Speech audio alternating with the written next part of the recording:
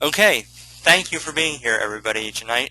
I am Scott Williams, the Membership Director of the League of American Bicyclists, and I'm welcoming you to the September 2011 Club Leadership webinar on diversifying your membership and outreach. I have been really excited about this webinar since last week when I finalized the panel and knew that we had a great presentation to give you tonight. It's going to be kind of a varied webinar and speaking to various needs that are probably represented by those of you attending tonight. And some will apply more to some of you, some will apply more to others, but I hope that everybody will be able to glean something from all of these terrific speakers. And these various presentations on the topic of diversity in membership and outreach, two of them are from representatives of large advocacy organizations, Dan Hoagland, who is the bike ambassador here in D.C. for the Washington Area Bicyclist Association. And then we have the urban strategy director of the Los Angeles County Bicycling Coalition, that's Allison Manos. They'll be talking about their outreach programs in communities of color and how the lessons they've learned can help even small all-volunteer clubs in their own outreach. We also have Veronica Davis of Black Women Bike DC, who more or less by accident, and I know a lot of people here feel like they are bike club leaders by accident, but I'm not sure that any of you can claim the monumental accident of the bike club that Veronica is now leading and how that fell into place, and it's a really cool story. And she tapped into a latent demand for cycling instruction and group rides for women, primarily women, black women in Washington, D.C. And we also have Ellen Jaffe of the New York Cycle Club, which is a large and long-standing club, but one that only recently began being deliberate and intentional in their outreach to court diversity. I will sort of point out there are a lot of kinds of diversities that bike clubs can consider as they grow. Now, I don't think that there's anything wrong with a bike club finding a niche and a type of riding that they want to do, but bike clubs that want to grow and want to include more people, there are a lot of different types of riders out there who I've talked to that have started their own organizations because they haven't found a place, because they perceived that they weren't welcome in existing clubs. It's older riders who don't want to go so fast, people interested in riding in parts of family rides. I've even talked to a racing team of people that had bariatric, which is weight loss surgery. They wanted to race but had to put together their own racing team to really feel comfortable and supported doing that. But the presentations tonight are largely about outreach across racial, ethnic, and cultural lines rather than different types of recreational and social riding. I think a lot of the ways to include families might be obvious, starting a family ride and finding some family riders to lead it. It can be more difficult across racial, ethnic, and cultural lines. So two of our panelists are from Washington, D.C., and cycling infrastructure has been mixed up with race and class in Washington, D.C. A lot lately, dating back to last year's mayoral election. Former Mayor Adrian Fenty was a triathlete, and during his time as mayor, we had a lot of bike infrastructure, a lot of bike lanes sprung up all over the city, got them on Pennsylvania Avenue. It was a great time to be riding through D.C. But Mayor Fenty lost in the Democratic primary in part because he was painted as being more interested in triathlons than in meeting the needs of D.C.'s poorer residents. And the bike lanes had become a symbol of his being out of touch. And there was still being discussed because our Washington City paper in August had an article about the politics of bike lanes. It's definitely still going on. So in this past spring, the Washington Area Bicyclist Association I think did in large part what Adrian Fenty had failed to do, which is to really begin to reach out to some of these neighborhoods that weren't necessarily traditionally full of bicyclists, and it's starting to build bridges between the more affluent neighborhoods that had the cycling advocates in them and some of the neighborhoods where bike lanes had gone in, but people hadn't been asked whether they wanted bike lanes and really didn't know what to do about them. So here from the Washington Area Bicyclists Association, also known as WABA, is Daniel Hoagland, the DC Bike Ambassador, and he's going to tell us about that campaign and the intersection of race, class, and cycling here in Washington, D.C. Take it away, Dan. Thank you, Scott. Like Scott said, my name is Daniel Hoagland. I am the DC Bike Ambassador Coordinator for the District of Columbia, and I work for WABA, the Washington Area Bicyclist Association. We are an organization that is lucky in some ways to be not confined to a city or a state. We're a regional organization. We represent cyclists in Maryland, Virginia, and in DC, but it also presents some pretty serious difficulties to what we have to do. Like Scott said, the recent mayoral election really brought bicycling and the increases in bicycling in particular into some pretty stark relief. There's long been tensions in D.C. between longtime residents and newcomers. D.C. is a transitional city. People are always coming in and out of the city for work, for politics, for school. And as a result, it creates these sorts of tensions. Not always tensions, but sometimes they have the unfortunate repercussions of erupting into stress and erupting in tension.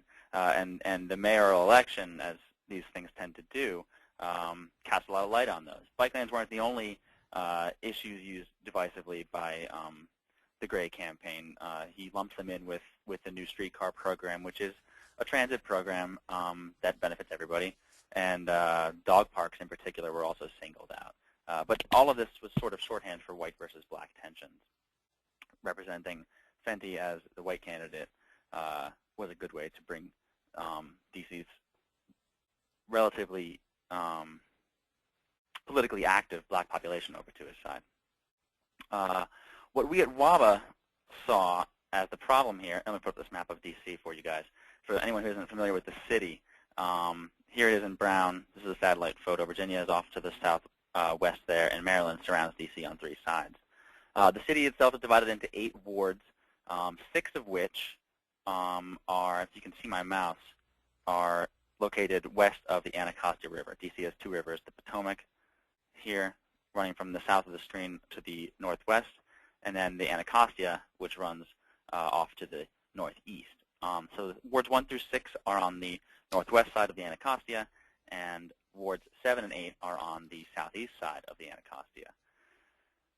This is a geographical boundary that has sort of created a lot of other boundaries. It's created a race boundary, a class boundary, an education and income boundary to some degree. And it's interesting that Scott used the phrase build bridges because we are dealing with an actual river. We do have bridges to worry about. DC has 2 rivers. There are 4 bridges across the Potomac and 5 across the Anacostia, yet the Potomac bridges are all relatively bike-friendly, while the Anacostia bridges, to varying degrees, are not. What this means is that over the course of the last 30 years or so, as WABA has been active since the early 70s, we've seen bicycling and bicyclist infrastructure grow in tandem. We've seen trails and paths and bike lanes grow in the northwest in wards 1 through 6, concurrently with the number of bicyclists, active bicyclists, bike commuters, recreational cyclists as well. And the next map I'm going to put up on the screen shows that has not been the case east of the Anacostia. These numbers are taken from the U.S. Census American Community Survey from 2005-2009. And what it shows is that even as the country as a whole, and the D.C. region in particular, was seeing an incredible, unprecedented boom in cycling, the Anacostia region, if you look at the map in the center there, you have the D.C. boundary, and then wards 1 through 6 are all in the dark colors, while wards 7 and 8 here are in the light yellow. And this reflects the infrastructure which creates the cyclists and has created the cyclists in this sort of a chicken or the egg type of synergistic relationship for the last 30 years. So the infrastructure imbalance creates the cyclist imbalance, which leads people who live in these regions to see cyclists as invaders to a large degree. And that's part of the tension that the mayoral campaign was able to play off of. When it comes to what we as advocates can do to correct the sort of disparity, to make bicycling better, we have basically 2 choices. We can advocate city governments, state governments, whoever has the money, to build infrastructure. It's the if you build it, they will come sort of philosophy. And it works. We see as more and more protected facilities are built, it induces the same demand as a highway extension induces demand. Bicyclists will use infrastructure if it's there, and the safer infrastructure is, the more likely you are to get sort of the more risk-averse cyclists out there, women, children, families, people who otherwise might think of bicycling as a dangerous or a daredevil activity are happy to get on a bike if it can be reasonably seen as safe. And we've seen this in D.C. especially with the rise of Capital Bike Share and the introduction of some of our first and most protected facilities. Like Scott mentioned, the Pennsylvania Avenue bike lanes have a painted buffer on the roadway, while the 15th Street cycle track is our first protected cycle track, and it is separated from traffic by a row of parked cars. And we've seen this induce more demand. The other way we can do it is to get out in front of infrastructure, say in places where there is no money available or there is no political will to build these facilities. We can try and induce it by getting people to ride bikes. This usually means that there's a limited number of people willing to get on a bicycle. Most of them probably already are on bikes, whether they do it for fun or for fitness or because they have no other way to get around. These people, there's a finite number of people we can induce to get on a bicycle. However, in Anacostia, we usually refer to the entire region across the river as Anacostia, although that's not really what it is. It's made up of a bunch of different neighborhoods. But across the Anacostia, we have a rare situation in that the lack of infrastructure has sort of left there this pool of cyclists who may not have the risk-averse tendencies, who might be willing to get on a bicycle, but for other barriers. So this gives us a chance to jumpstart the cycle. We can prime the pump. We can get this cycle in motion over in that region of the city by taking these cyclists who really have no reason not to bicycle except that they just don't.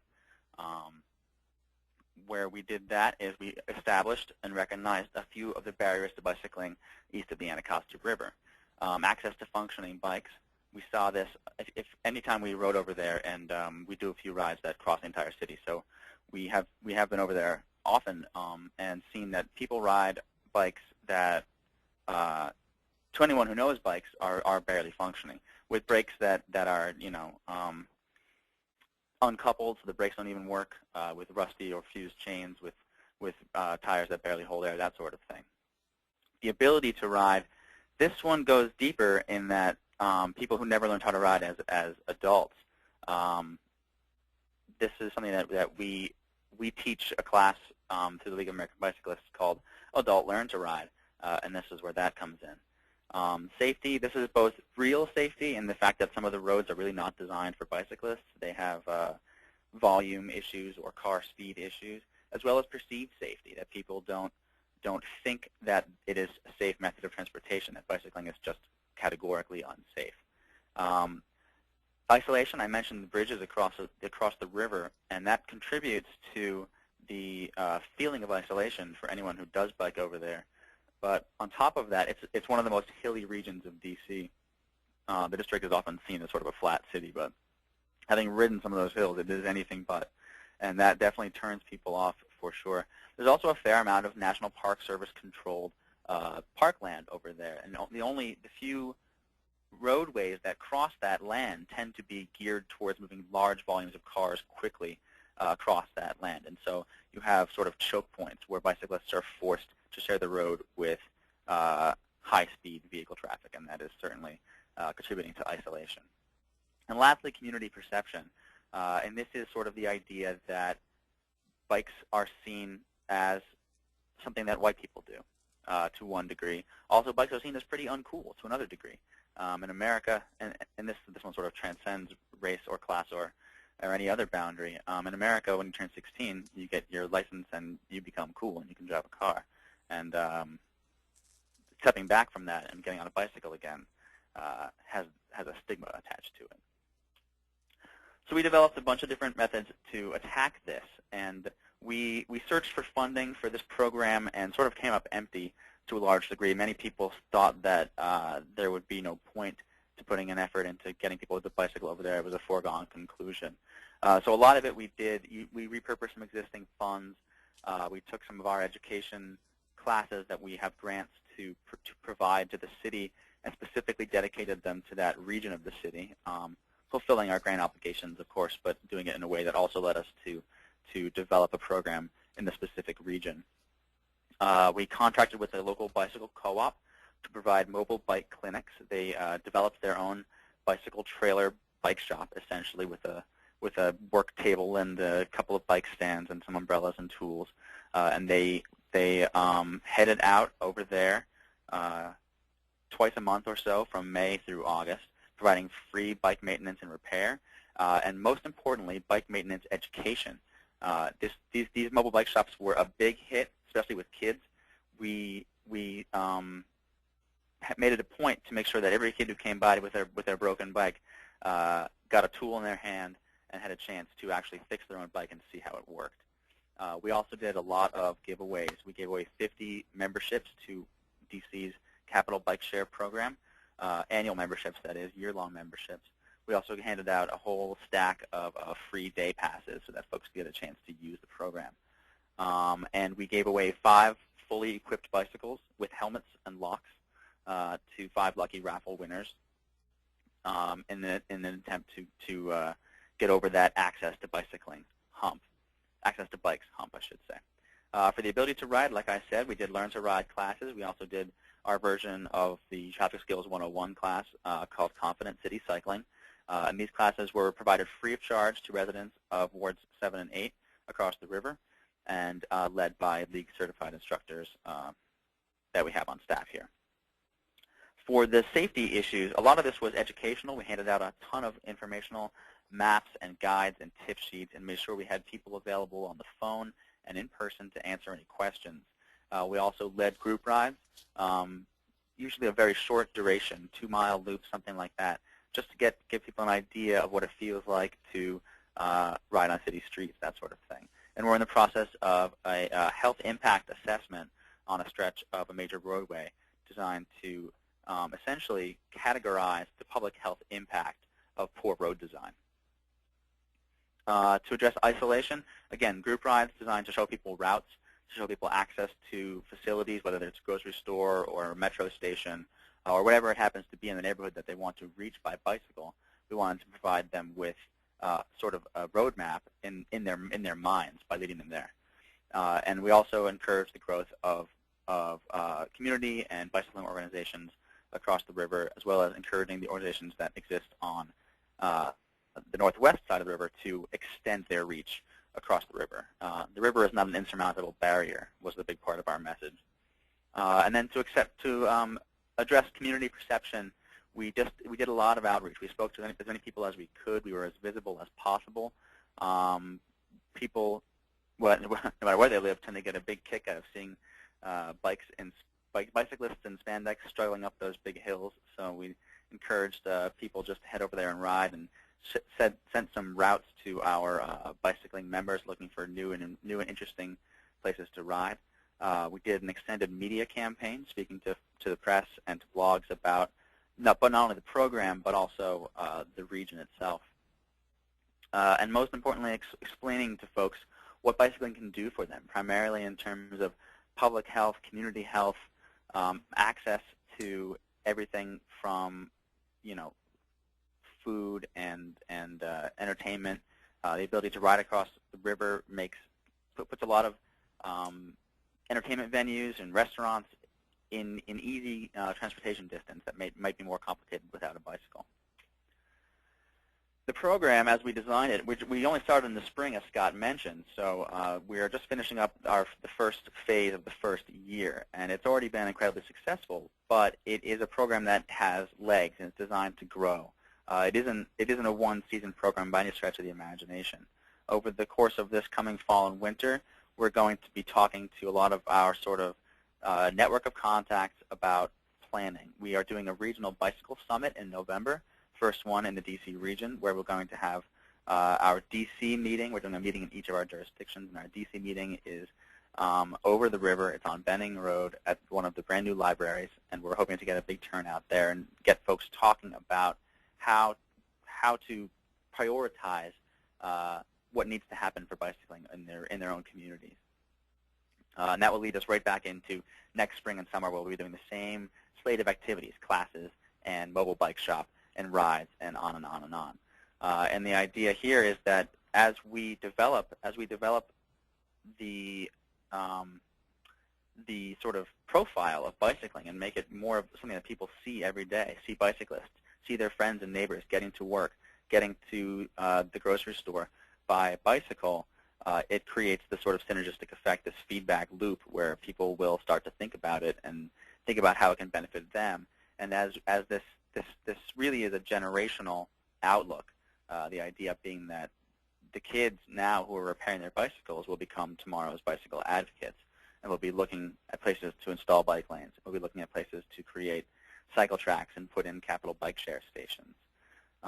The idea here has, as much as it has been about changing the perception of bicycling from being a white man's pursuit to being a more diverse and useful benefit to people's lives, it's been about rectifying the disparity that the DC region has had in terms of infrastructure and access to bicycling. And that will, of course, have benefits for WABA as we build and diversify our own membership over there. But it really will have benefits for the way bicycling is perceived by everybody, including, hopefully, politicians like Mayor Gray. And then I have some pictures here of our mobile bike shops. This is just we brought everything down by bicycle, of course. We never used our vehicles, so you can see how we just had a pretty huge community response. People would walk by and say, oh, hey, what's going on? When they found out what it was, they would run home and get their bikes out of the basement and bring them by to get the air pumped up or the chain fixed up, something like that. The kids love to use the floor pump, and that was definitely something that we made sure to get their hands on as much as possible. We did this whole series of classes, as I mentioned. These are some of our contest winners. The bikes were donated to us by one of the local bike shops and provided helmets and locks as well. You can see in the second picture there, that's the Capital Bike Share System bike. That is actually Mayor Gray at the end of one of our rides. Serendipitously, he happened to be visiting the concert that we were ending our ride at, so we got a few publicity shots with him. We'll see if we can hold him to something for the next campaign. So thanks for having me. I hope that everybody was interested and informed. If you want to learn anything more about our program, please check out the website there in the middle, or you can always send me an email, and I'd be happy to answer any questions. Thank you, Dan. One thing that struck me listening to the presentation, the really mind-blowing thing about it is it doesn't sound to me like you were actually doing anything else that you wouldn't do in some other neighborhood. There's no real secret ingredient in there except maybe just overcoming the people who said that it's a waste of your time. Am I missing something? Do you feel like there's some other special ingredient that is mixed in terms of this East of the Anacostia program outreach? The special ingredient, if there was one, was focus. Our entire organization was focused on the initiative and on incorporating the region into every aspect of our programming, into our events, into our education, into our advocacy, into our membership drive and push, into every aspect of our online life, whether it was our blog or our Facebook or our Twitter. We committed our time and resources as staff members and as program managers to this region in a way that I don't think the organization has ever been so focused before. We have a fairly large service area for what is essentially a municipal bike organization.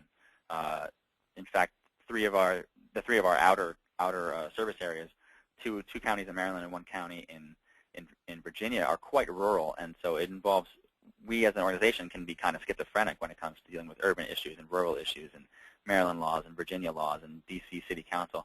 And so getting everybody in the same room to actually turn their attention to this one underserved community, I think it took a lot of internal effort. But yeah, I think that you're right in pointing out that it's not very visible from the outside.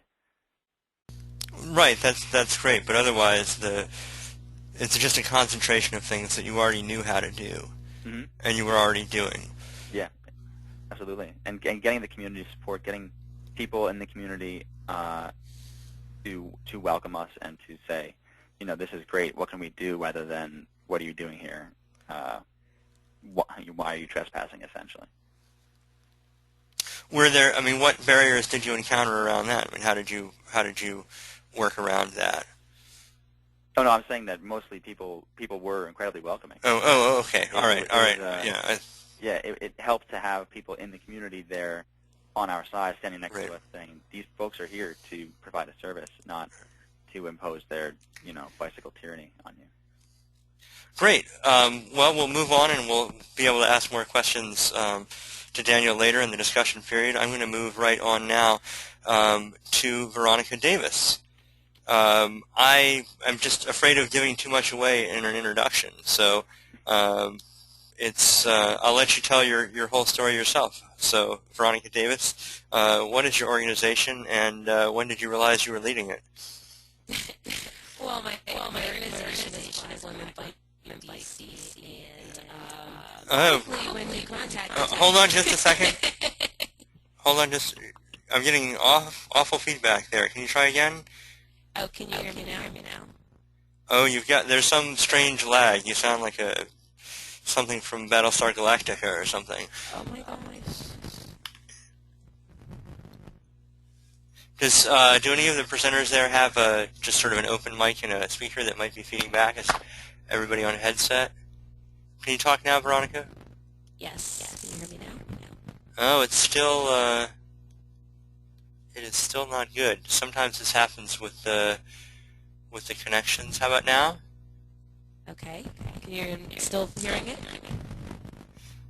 That is not very good. Maybe we'll move on. Well, let me try using my intern. Okay.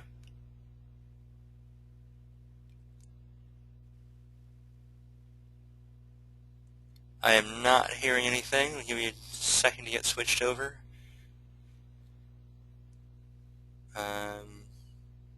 Still not hearing anything.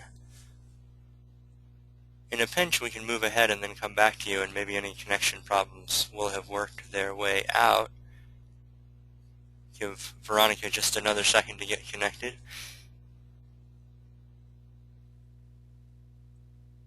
Apologize to everyone for the disruption. Hey. That's much better. Oh, much better? Okay. So, Veronica, when did you realize you had a bike club on your hands?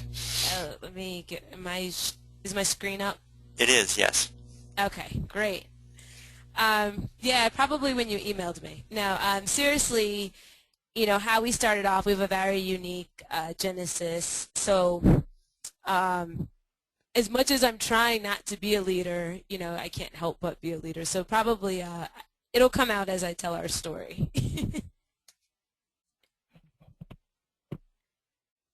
Hello?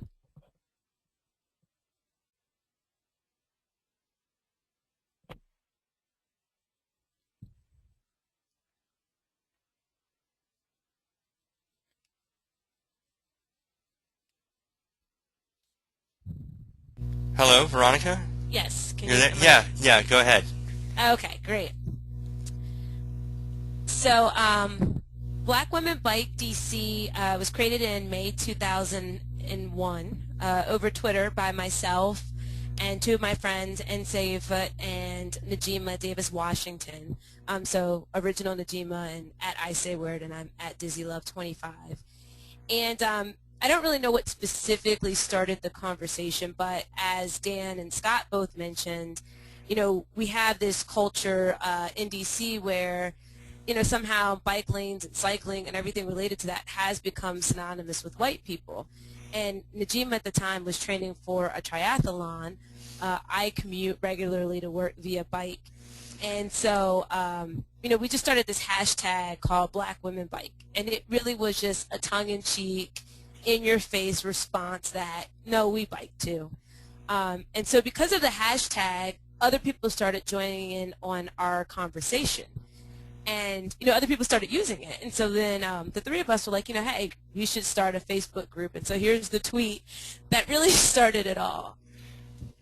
And so when we initially started, we immediately hosted 3 different events. One was we went on a ride together with Bicycle Space, and so it was just a couple of us that went, and we were supporting an existing event. And Bicycle Space is a locally owned bike shop in D.C. We then had a happy hour to discuss just overcoming some of the barriers to biking that, that women face. One, women obviously are more concerned with safety than men, but also things such as hair care, the lack of physical infrastructure, as Dan mentioned, in many of our communities, and how to freshen up after biking to work or biking errands so that you're not just this sweaty mess. We also had a seminar on basic bike maintenance, and that was also by Bicycle Space, and then we did a bike ride after. So thanks to WABA and the Bike House and other bike advocates for tweeting and blogging and Facebooking our events and using the hashtag BlackWomenBikeDC, people started to find us. And so we literally went from the 3 founders to 16 people to 60 people. Then I guess the day that I realized I was a leader of a bike club was when this article came out in the Washington Post in July, where it's talking about black women taking our place within the bike community. And the group of our name is so blatant, it's so in your face, that we just got this media attention. The Washington Post contacted us, and with all the race baiting around bike lanes, everyone just found this so fascinating. And so the Washington Post did this full feature on us to help spread the word that we existed. And part of the reason why it exists is to bring together this network of black women who may or may not have been bicyclists before but felt like they were alone. We also wanted to get more black women riding for recreation and for commuting, and more importantly, to support some of the efforts of WABA by beginning to build this advocacy group within the predominantly black neighborhoods of D.C. and the outer-lying suburbs. So after that article, bike advocacy blogs in the region, and as far away as Portland, started talking about the issue of black women and riding. We also, got the attention of universities, and even urban planning forums started saying, is biking an exclusively white activity? So it really started the conversation and brought it to a different perspective of just this divisive conversation to, well, wait, maybe there are these other groups out there that bike. And so as a result of the Washington Post article and all the attention and energy around it, our membership grew from 60 people to now we have 350 women that are connected to us through Facebook. And so this was our ride that we had immediately after the Washington Post article. So we went from 4 people our first ride to 9 people to 26 black women, ages late 20s, all the way up to 60s. And we range from people who were experienced triathlon athletes to people who literally bought a bike the day before because they wanted to ride and hadn't been on a bike in decades. We try to make our rides challenging enough so that beginners can gain confidence, but not so challenging that they begin to get discouraged. And so we make sure that part of our ride is on the road so that beginners can practice hand signals. They can also get comfortable with cars, riding by them. But they feel a little bit safer because they're in a large group. And when you see just a large group of 23 people biking, but motorists will slow down. And then when you see, wow, they're all women, oh my gosh, they're all black women. On some of our rides, we stop traffic. People literally have stopped to just see and witness and honk and take pictures. We've also held seminars on finding the right bicycle. What we found with a lot of people who were just getting back into biking, they were going to Walmart to get a bike, and they really weren't getting a bike that suited their needs, and and also too, obviously having a quality bike. So we created this forum so beginners could ask questions so that they could know what they were doing in terms of making that financial investment. And so then the real question is, why do we exist? Here are 2 posts from our Facebook group that really get to what we're trying to do, and we're really trying to change the culture in the Black community. We're complementary to organizations like WABA because we're creating a pipeline of new membership and advocates for them. And I think that these 2 statements are a testament to the work that we are doing. So we thank you for the opportunity to speak. You can find us on Facebook at Black Women Bike DC. Thanks, Veronica. I only saw the one slide. I think you referenced some other slides. I don't know if it ever changed for the rest of us. I don't know if you got any. Let me, let's see. Can you see? All right. Are you seeing my slides now? I am still only seeing the title slide. We've got bad webinar luck with you tonight. Man. I had some great pictures.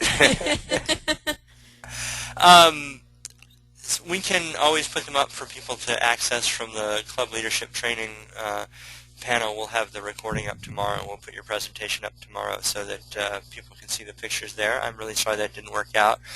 I was curious from your view, what have you seen from WABA's East of the Anacostia campaign? Has it?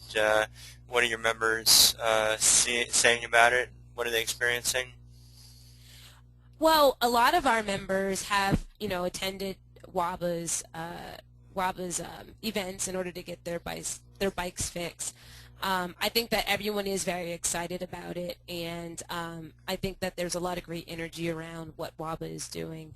And even in my community, I live east of the river, and I've attended several of the events just to help out with taking pictures, and it's an opportunity to talk and meet some of my neighbors. But I really think there is a great energy around this to where my community of Hillcrest is talking about, hey, we want bike lanes, which is the first time you're really starting to hear that type of a dialogue of a desire to have bike lanes east of the river, because they have been such a contentious subject in these neighborhoods.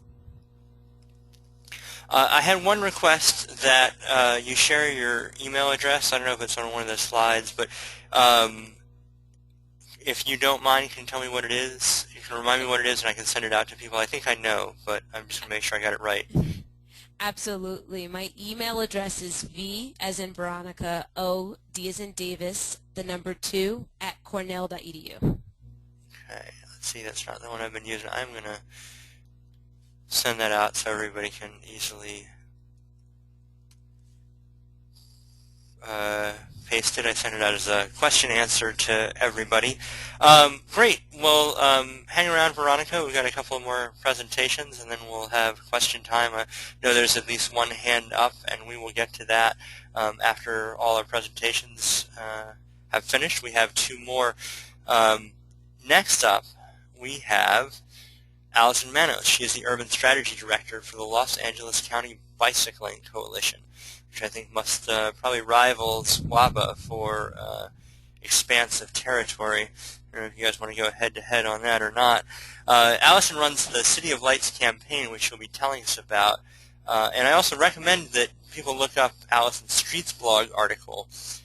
It is linked from the Club Leadership Training page, as is the Washington Post article about Black Women Bike DC. But she was making observations about how the needs and attitudes of immigrant cyclists differ from those of the cyclists by choice that make up so much of the cycling movement, so many of the cycling advocates.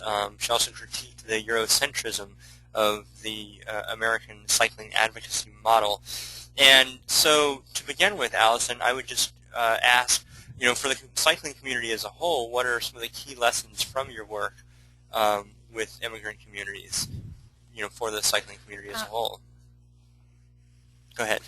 Well, hi everyone, I'm Allison.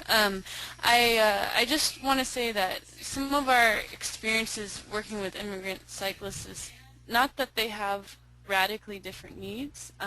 There's less of them doing it solely for recreation, even though some do ride for recreational purposes, but rather that their needs haven't really, for infrastructure and safety and culturally competent bilingual workshops and things, that hasn't been met at all. And some of it's because I think local clubs and advocacy groups didn't necessarily have the capacity or knowledge to how to approach these communities, but also there wasn't necessarily a search or an assessment of the community's needs. But yeah, their needs are very similar to the English-speaking cycling community's needs. It's just that they tend to be quite muted when the advocate community is pushing for more resources.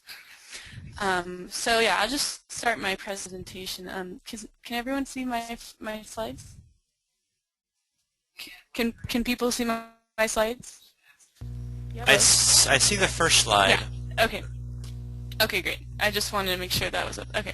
So we're the LA County Bicycle Coalition, and I'm going to sort of try and synthesize all of the different work we've done. The program that Scott mentioned that I co-founded in 2008 is called City of Lights, and we are a program that does outreach to Latino day labor cyclists in Central and South LA. We started by getting a batch of lights donated from Planet Bike. There was a couple of volunteers and myself, and we were giving them out at places like transit stations, swap meets, other places where there were a lot of immigrant cyclists.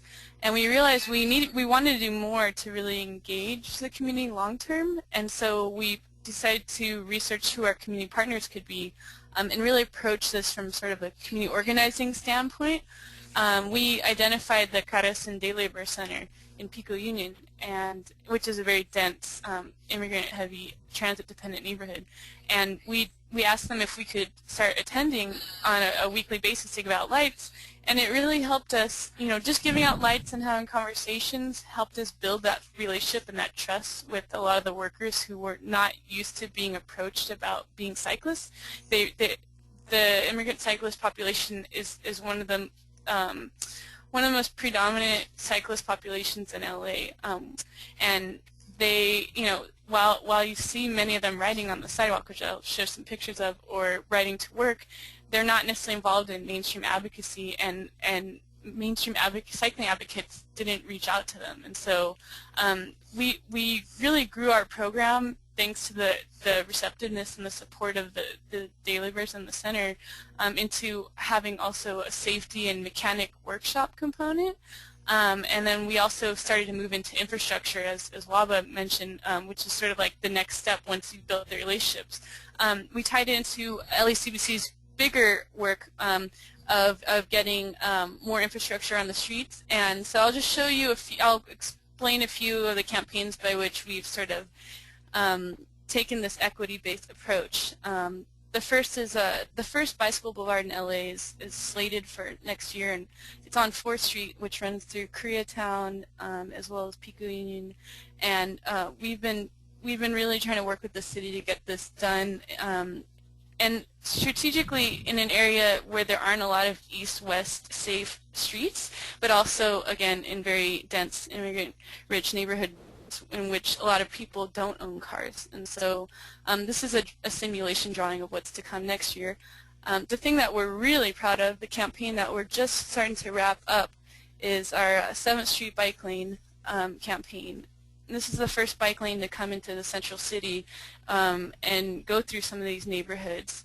There are almost no signs of bicycle infrastructure beyond bike route signs. Within like a 2-mile, 3-mile radius.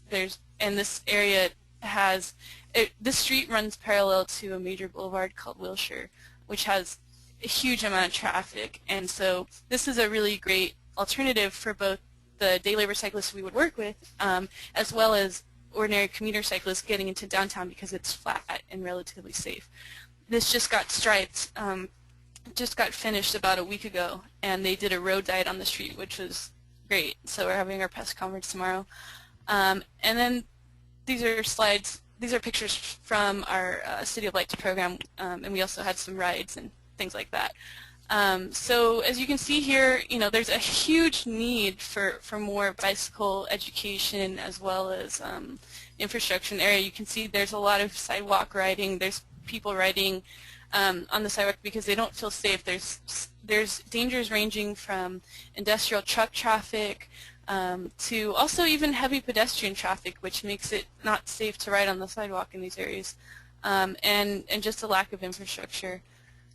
These are other pictures from similar parts of town in which a lot of immigrant cyclists work and live in. And there's also a huge population of youth that ride fixed gear bikes that has really blown up in LA, and that has come from sort of the bicycle club, bicycle ride community.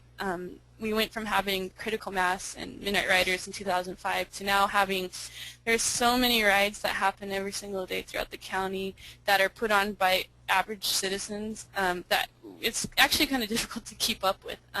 But as a result, many youth who are, the children of these immigrant worker cyclists, they're also riding a bike, and some of that is cultural, and it's that cultural comfort of having a family or having a tradition of riding in the country of origin, to bring that here in the States as an economic alternative to having to obtain a car. Yeah, and so there's a few more slides of sort of to help you visualize sort of the dangers in our city, which is very well known for having way too many cars on the street. So how did we get into all of that? We and excuse any background noise. We basically started building off of our bike plan campaign. LACBC had been lobbying the city to update its bicycle master plan in the city of LA for quite a while, and the plan update began in 2008, and it was very weak, and we saw this as a really strong opportunity for us to bring in the community that we had started building at the Day Labor Center, to also get infrastructure that they had been requesting. So we went from having a bike plan that only had proposed 28 miles of actual bike lanes, to the cycling community really organizing to bring attention to the need that this was a chance to have a visionary plan that could actually get Angelenos out of their cars and onto bikes. And while we asked them to really prioritize streets that would require road diets and re-engineering, we also want to make sure that, unlike in certain other cities that we had sort of studied, we had observed in New York and other places, that in Portland where there was really good bike infrastructure, a lot of it happened to be placed in more affluent areas. We wanted to make sure that this was a comprehensive plan, but that ultimately the first round of bike lanes that would get striped would get prioritized in the low-income areas where they're heavily needed. We weren't in the position where we had to convince low-income cyclists to become cyclists. They're already riding. So what we needed to do in LA was specifically support their lifestyles and make it safer for them, and plug them into the greater advocacy movement, as there are language barriers and inabilities to attend City Hall during afternoon meetings and such. So we push for a priority, which is the little white box on the right, to have the city look at neighborhoods by the income tracks in the census, and really give more points to neighborhoods that had higher amounts of low-income folks. And so they adopted this policy, and then the plan was adopted in March this year. And so we've been really excited because, as I showed you, the 7th Street bike lane has been the first bike lane to come out of that plan, and it's within a very low-income area. And so we think, it makes sense strategically not only to support the community and its, as we call it, accidentally environmental lifestyles, but also because if we can get more bike lanes striped in areas of high need where they're desired, we can build a track record that will help us appeal to more affluent areas, such as West LA or the Valley, that may have residents that are opposed to bike lanes because of having to remove travel lanes or parking. We think if we can build out more bike infrastructure in Central and South LA where there's support, then people will see that having this network is actually an appealing thing. And so it does support our work even outside of these neighborhoods. And so, this is just a picture, just to give you a quick visualization of, you can see the green is where the bike lanes that didn't require any sort of re-engineering would be, and those were the only ones the city kind of politically intended to move forward on. This was the first draft. You can see that there's maybe 2, 3 little stripes of green, very small in a humongous city. The plan was full of these bike route signs without any infrastructure improvements with those signs.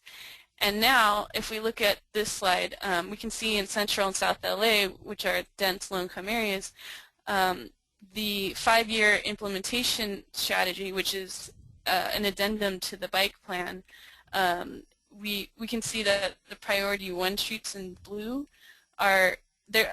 A good chunk of them are within these low-income areas that we pushed really hard for, and then you can see citywide that in comparison to the region on top, which is the San Fernando Valley and West LA on the left, there are more blue lines in those high-need areas. And so, yeah, this is a picture of the mayor and our bike plan rally that we had in March. And, you know, a lot of this was accomplished because we built partnerships with neighborhood groups like social service agencies or nonprofits that already had connections with immigrant communities.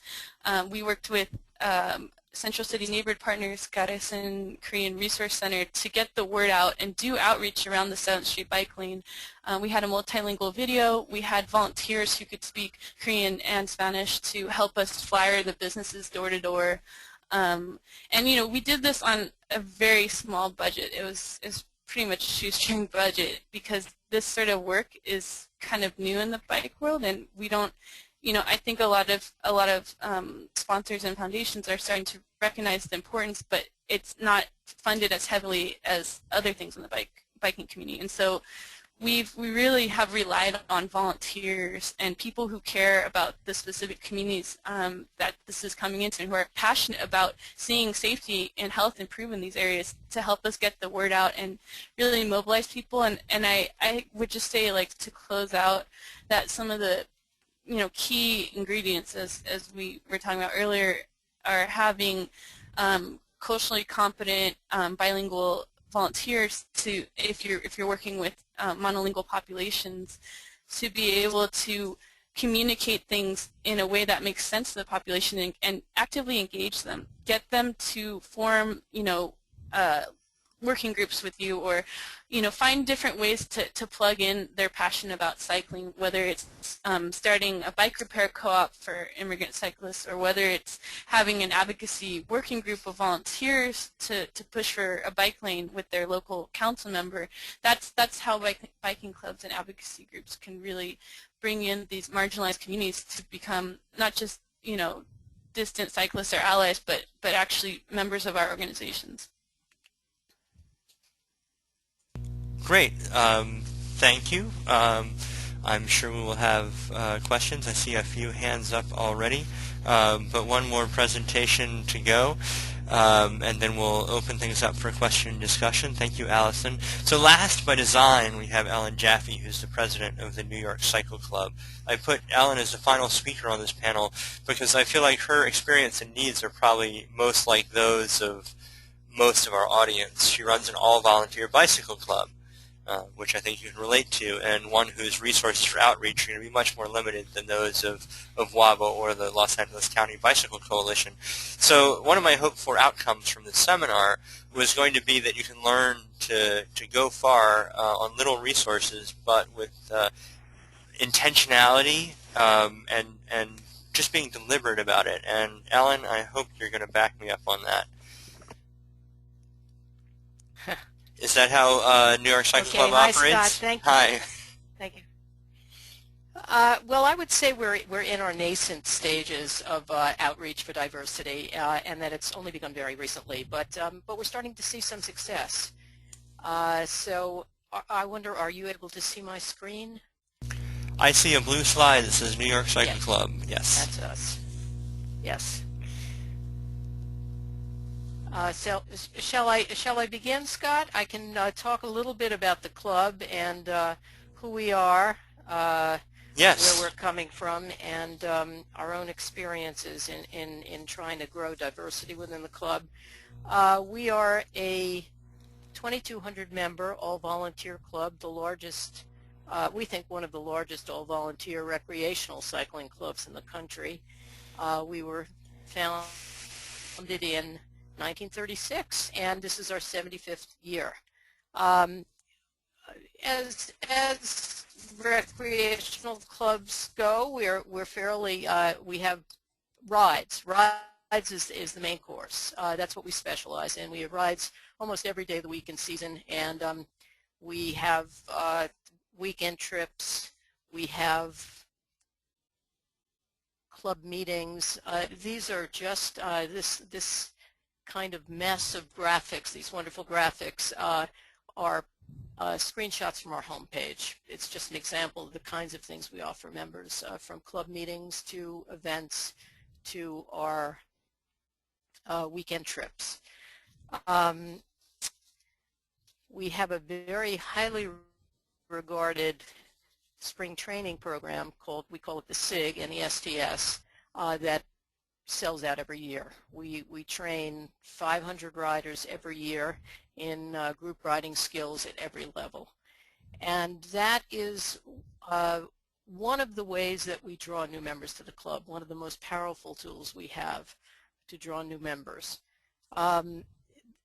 This year, I believe for the first time, we made a concerted effort to advertise our spring training program beyond the walls of the club. I got us on every Facebook page of every bike shop in the tri-state area I could find to make sure that other than club members knew about our SIG and that it was a wonderful free program for the price of our $22 membership, and that you could train for 10 weeks, 10 consecutive weeks, and acquire skills at any pace level, starting with our C12, which means 12 miles an hour on a flat. And here's one of our graduating classes. This was one of our CSIG graduating classes. We have a graduation ceremony every year that's really a blast. So that has proved to be a wonderful tool for sharing the club with the larger city. And anecdotally, and we don't have real metrics, seems to be diversifying the club membership. And we hope to find a way to be more scientific in measuring our results. But in any case, it's been very good. We've got a lot of new blood in the club and a lot of new excitement. So we go on to the next slide. Another powerful tool that we have to attract new members and get into the outer boroughs is our annual fundraising ride called Escape New York. It's grown tremendously since 2008, where we now have a couple of thousand riders. And we attract just about everyone from the beginning rider to racers to people. It's 50 mile, 65 mile, 100 mile ride. Now, I know many clubs are familiar because they run the very same type of ride themselves.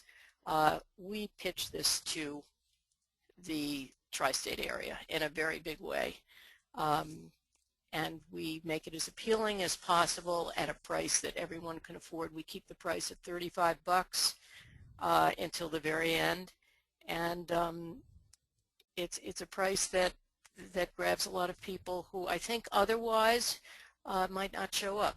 We give away a load of wonderful good food, and that's proved to be a terrific tool. These are some pictures from Escape New York, some of our ridership doing the 50-mile route. And a lot of these folks become members. So it's a great tool if we use it. This is a group that one of our longtime members, Dr. Ed Fishkin, founded over 15 years ago, called the Kids Ride Club. And he runs, is chief medical officer, I don't remember the hospital in Queens, Woodhull Hospital, and he and his doctor pals established this wonderful club for kids. They ride Escape New York every year. These kids are going to become riders one day. We hope they'll join us.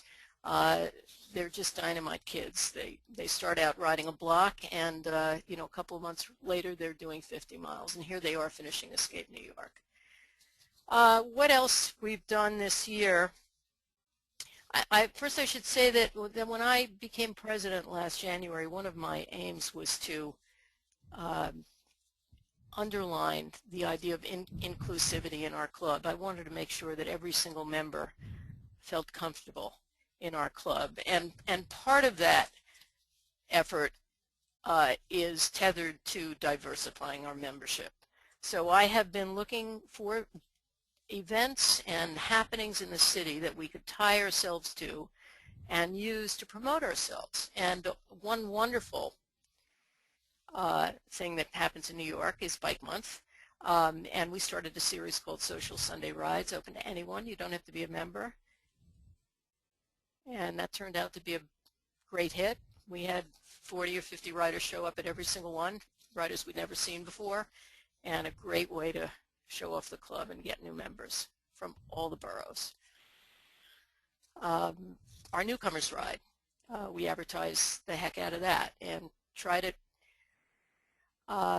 make it appealing to newer riders, not intimidate them, with fast paces, but just make sure they understand that any pace is fine as long as you can handle, the 40-mile trip to Piermont. So it's proved to be another really great magnet. And Summer Streets, an initiative started by our amazing Commissioner of Transportation, Jeanette Sadiq-Khan, when she opened up Park Avenue down to Brooklyn Bridge every August Saturday, three Saturdays in August for the last 4 years. And it becomes a street party. And our club sets up a presence there. We have a tent, and Charlie here is doing free bike repair. And we just get to show off the club to the city.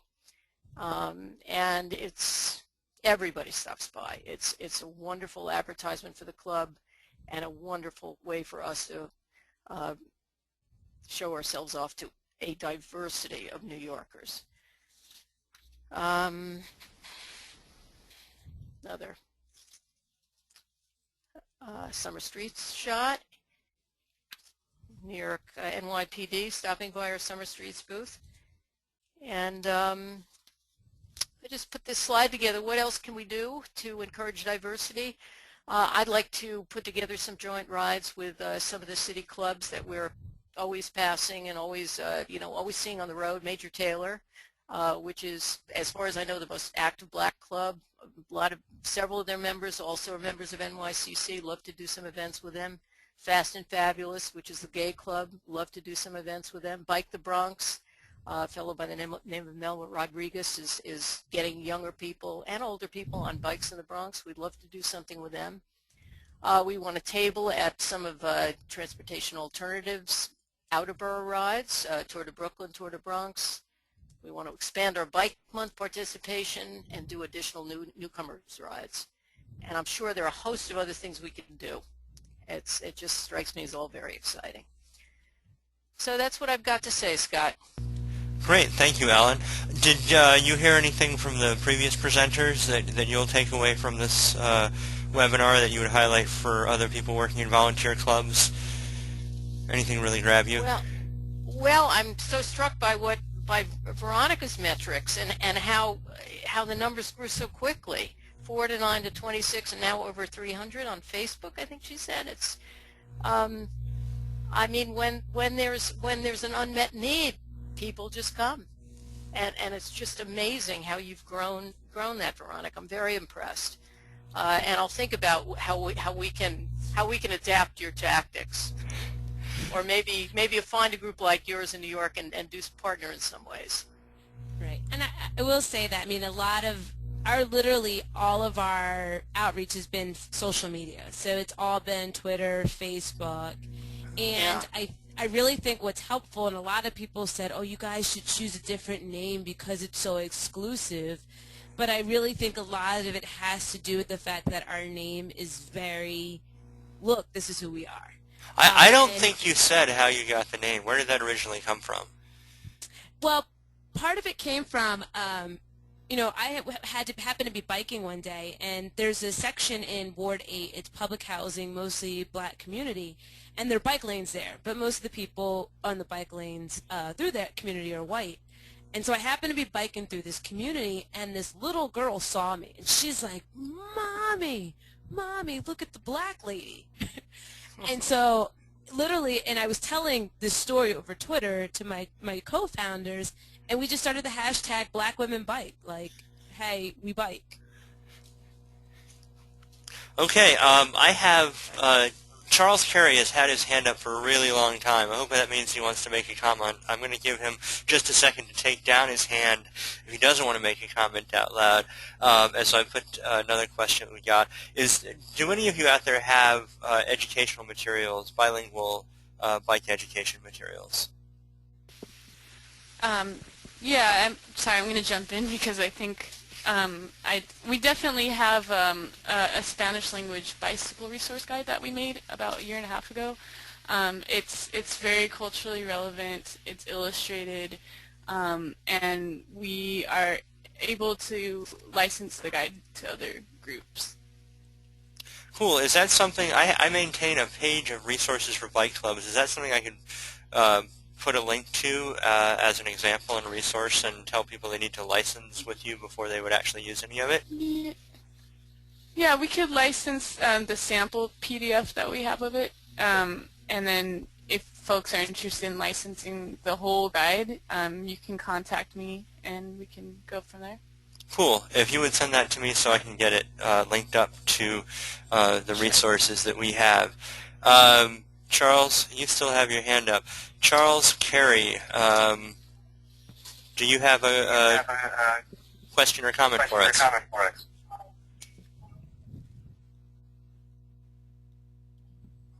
Charles, are you there? Maybe not. Raise your hand again if you do have a question. Anybody else, please use the questions interface. Well, I would like to say that we also produce some Spanish language materials, and we're actively working to produce some more. One thing that's worth noting, Allison mentioned a few times cultural competence, and I think that going forward, our Spanish language outreach materials in particular are sort of a textbook Spanish that probably is not very culturally competent. And a few of us here at the office speak Spanish to varying degrees, but none of us are from a Spanish-speaking culture. We're all just sort of textbook learners. And I think that will certainly have to change going forward if we really are intending to make a big effort in approaching Spanish language cyclists. I just wanted to point that out. Okay, great. And I have a link which I'm going to send in a chat to everyone to the sample guide that Allison just referenced. Try to find your chat window if you haven't already, and there's a link there. I will also make it available on our Club Corner page, the Club Leadership Resources page, and probably the training page as well, where I'll link tonight's presentation and the resources there. I've got that page up on the screen. I hope that you are all familiar with what we're building for clubs here. Anybody else, if you have questions, please use the question interface to get that, or you can raise your hand if you would like to ask a question out loud. One thing that I was thinking about in terms of this panel is right now we are in bicycling advocacy. There's a big moment coming up. I don't know if people are aware yet in terms of the transportation reauthorization, and I feel like as a whole the bicycling advocacy movement, just being in its infancy with a lot of the cross-cultural outreach, is really at a disadvantage now. We don't have the broadest base that we could possibly have in terms of fighting to preserve the funding for these bikeways and cycle tracks. All this is in danger in Congress in the next couple of weeks. It's a little bit too late to be building political bases we don't already have. Dan, Allison, how do we avoid this happening next time? What does the movement as a whole need to do to broaden what cycling advocacy means in terms of a political base? Well, I would say there's sort of two strategies that are very important. On the ground level, you definitely need to have, somewhat of an organizing component to your campaign work, so that you have people who live in predominantly communities of color already familiar with bicycle advocacy issues and who are already engaged in your work. That's something that you have to build that base on a local level. And then I would say when you're dealing with legislation, you also have to build alliances with other organizations or associations that are, in LA, for example, we have a very strong labor movement. And so we've really tried to ally ourselves with immigrant rights organizations, social services, as well as union organizations. And those are people who have really strong alliances with the city council and other elected offices here. And so it's really important to build those coalitions with other organizations. Otherwise, it looks like it becomes isolated as just a quote-unquote environmental issue, and it's really much more than that.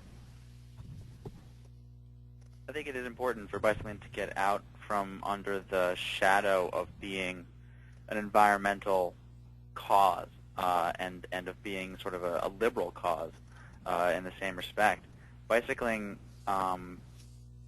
it does provide an avenue for approaching environmental issues, but it also provides an avenue for approaching social justice issues, as Allison pointed out, and economic issues, and all sorts of things that are important to Americans and Americans of all political stripes. Similarly, I think that there's a very large case to be made for bicycling's appeal to conservatives. I mean, this bicycling at its heart is about essentially freedom, and what word has more resonance with the right than freedom? If they want to promote people's ability to be independent of government-subsidized transportation, which includes roads, then bicycling is the way to go about doing it. As far as I know, and I could certainly be wrong about this, there isn't really a major bicycling organization in the country that has made sort of overt ties of friendship to a conservative group. Great. I do not have any more audience questions. Anybody have any final comments they'd like to share tonight? Ellen? I'm thinking, Scott. Okay, Veronica?